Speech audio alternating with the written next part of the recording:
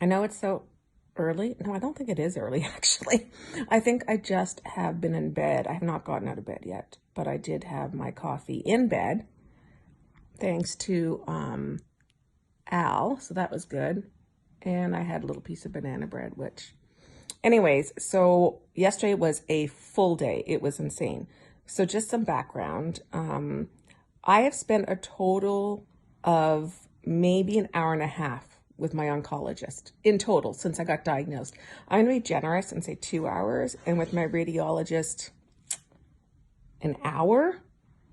And with the surgeon that has to look at doing surgery on my back, haven't even met with, and it's been 2 weeks since they decided I needed surgery. So we drive down to Buffalo yesterday, and it was my dad, Al, and myself in this big Savannah that looks like a pimp mobile. So we always get asked a lot of questions at the border, and like we literally look like a pimp mobile. So I don't blame them for doing a lot of double checks with us. Then we get there, and we have this big honking Savannah. It's like if you Google it, you'll see how big it is. And we get to the hospital and we get valet parking. I was like, what? Are you kidding me? I couldn't even believe it. Then we go in and we have our appointment set for the day, and we see a radiologist, a surgeon that only does surgery on metastasis to the spine, if you can imagine, and then an oncologist. So in total, we saw 5 doctors, because a lot of times there was him there and then his intern. And we spent an hour and a half on average with each doctor. We learned more about my disease and more about everything in that time that I've ever learned in the Canadian system. And I would say it is well worth anybody to go down to Buffalo or close to an American city and get a consult. Consults, it ended up being about probably 1,500 Canadian for a day's worth of consults. And I would say well worth it, because we have not gotten any of that time in Canada. It makes you realize our system is so great because it's free, but also that it's free, so the doctors are overworked and they have no time for you. I think the positive thing is that we found out that the cancer drug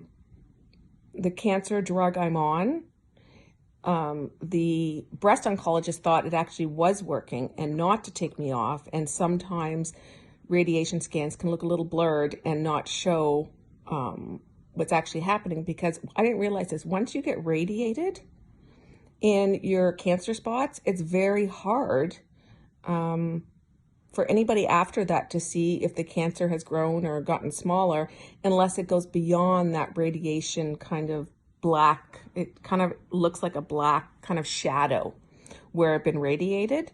And anyways, so him and his colleagues thought that continuing on my Ibrance was the smart thing and test it for another 3 months, because his whole thing is that you have to milk every medicine.